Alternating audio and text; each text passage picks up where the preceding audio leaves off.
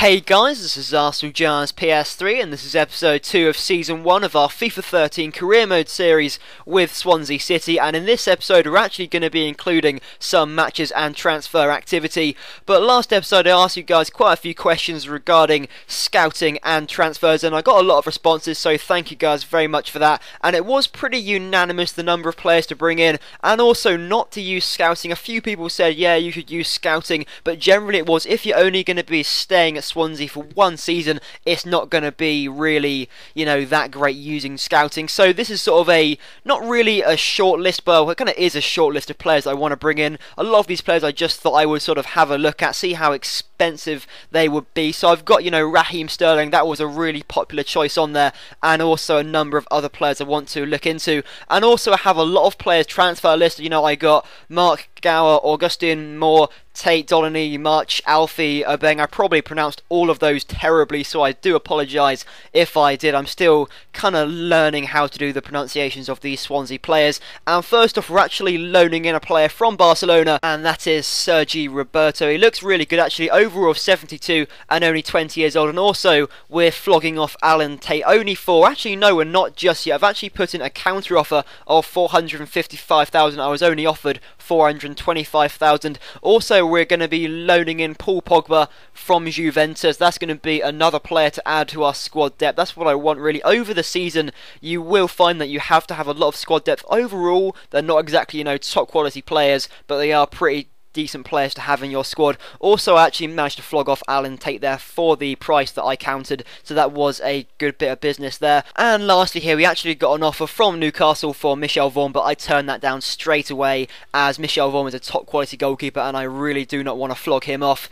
So looking at the squad here just before we go into our first match of the episode, and it is looking pretty damn good. Obviously there are areas of it which can be improved. In terms of our striking force, that is pretty damn strong. We got Nathan Dyer, Danny Graham and Pablo Hernandez, so that is a very good front three and also a pretty strong bench. So we have a pretty good squad here, but our first match of the episode is against the French team Paris Saint-Germain.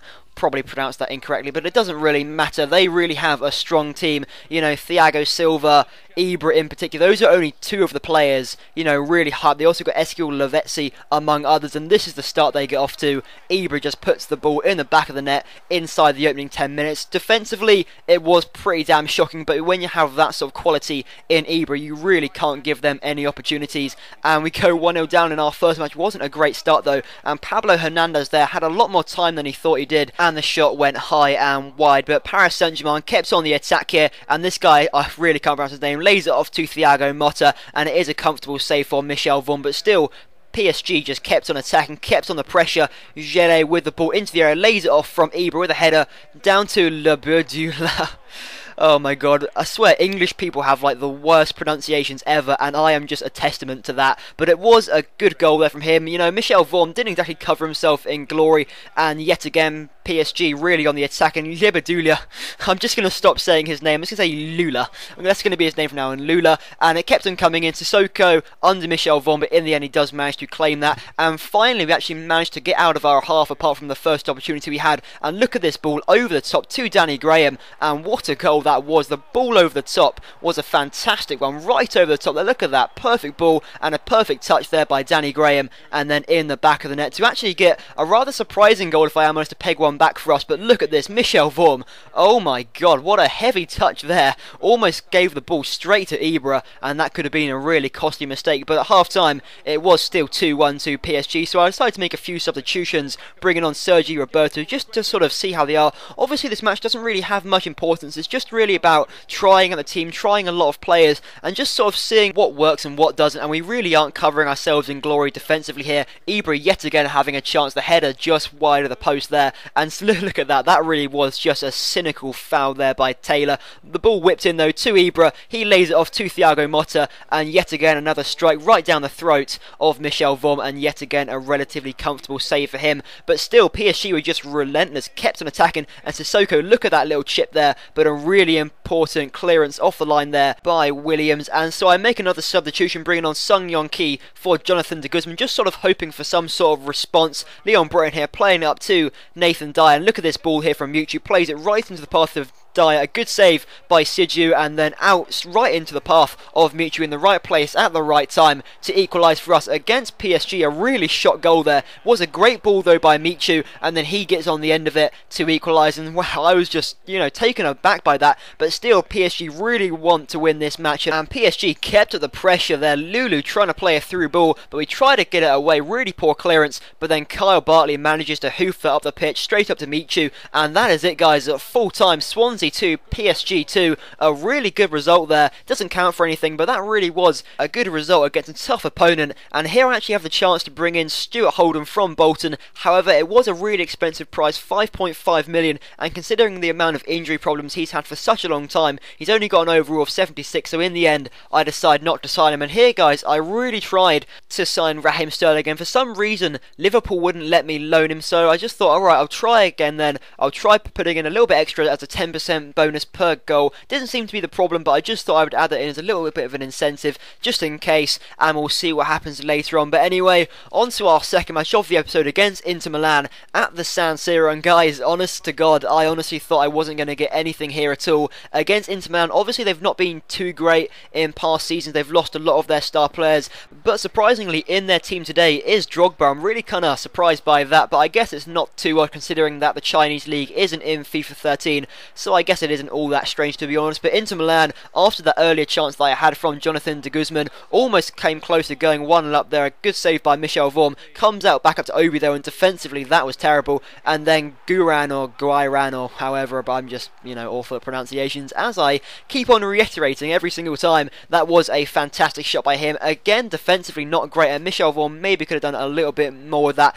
And instantly they actually go 2-0 ahead there. Diego Milito there with a great strike into the bottom right hand corner. Really good block though by the defence, but then Michel Vorm just couldn't react to that shot as it flew past him, and literally 2-0 down after 22 minutes is not exactly the start that I wanted. But we have a great chance here with Sergi Roberto, and his shot is well saved by the keeper. Really unlucky, and that was some great play leading up to that, but still Inter Milan keeping up the pressure, and Drogba here has the chance with a header, and with him in that sort of area and that sort of header, you would expect him to make that 3-0. But at half time it was 2-0 to Inter, so I decided to make a few substitutions, bringing on Pablo Hernandez and Michu. I seem to do that a lot in these friendlies, make a couple of substitutions at half time, sort of change things around really, as I say earlier, just trying to get a flow for things, just trying to understand what position is best for everyone. But look at this ball over the top by Nathan Dyer, right into the path of Hernandez, and he composes himself to slot past the keeper, and that really was a fantastic goal. The ball over the top itself was great, but the touch and the composure there to keep your cool and then put it in the back of the net from Hernandez,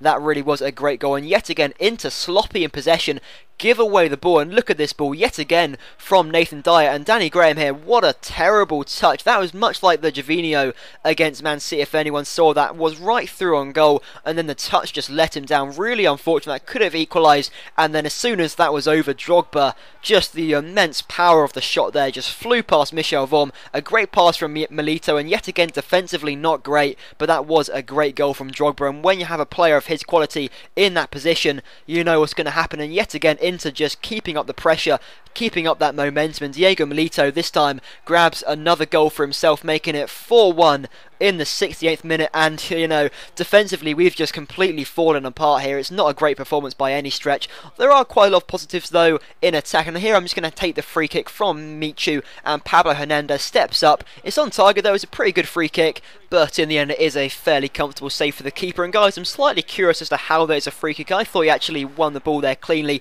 but Drogba, as something of a specialist from this position, hits the crossbar with the free kick. That really was a great effort from him. Unfortunate not to make it 5-1. That would have been an absolute thrashing, but we're still on the attack here, just trying to get any sort of consolation. And Danny Graham here lays it off to Pablo Hernandez, a little bit of space for himself, lines up the shot, but it is again a good save by the keeper. And we actually put Inter under a fair bit of pressure inside the last minutes here. Danny Graham here picks the ball, lays it on top for Nathan Dyer, and yet again it is a good save by the keeper. But at full time it was 4-1 to Inter, so defensively not great, but in terms of our own attacking ability it was quite impressive. But now on to transfer stuff, and I am here selling Curtis March to Ross County for 180 million. And yet again, guys, I can't bring in Raheem Sterling. I've tried now twice to loan him in, and he is loan listed, so I don't know really, just won't allow me to loan him in. in. But on to our third and final match now of the episode against Mainz 05. I don't think you actually have to say the 05, but I quite like adding it in anyway.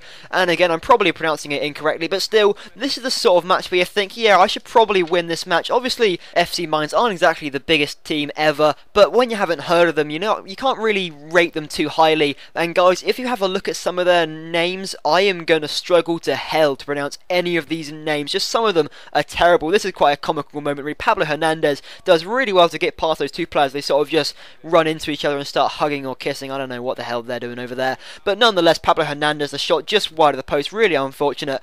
I love how I try to add a bit of professionalism every time there's a bit of a comical moment. It's just a bit odd, really. And Pablo Hernandez yet again has a great opportunity, and why was he trying to header it? I have no idea. Should have just smashed it in, but this time Nathan Dyer lays on a plate for him for the sweaty goal, and because it's a sweaty goal, I'm not going to have a replay of it, but it was a fairly good build-up goal. It wasn't a good run by Nathan Dyer, but it is a sweaty goal against the AI. And Sung Yong Ki here has an effort. It really was a good long shot by him and a good save by the keeper, just palmed out there. And in this first half, we just kept on peppering this FC Mainz goal. So many chances.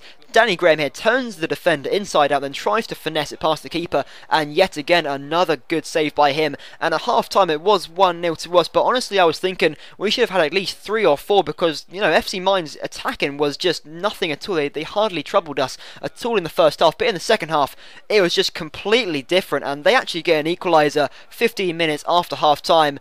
Shopio Moting, why do I even try sometimes? I don't know. He gets the equaliser there for FC Mainz, and honestly, the second half was incredibly difficult.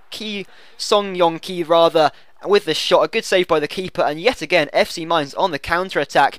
Good ball over the top here to Miller, whatever, lays it on the top to Moting, and defensively Taylor, what are you doing? He's allows him through, and then Moting with the shot just goes under the post, or wide of the post rather. Really unfortunate on them. That was a great opportunity, and still in the 90th minute they were attacking, and Soto here, we can't believe it. We've lost to FC Mainz after I slagged them off in the first half. We actually lose to them.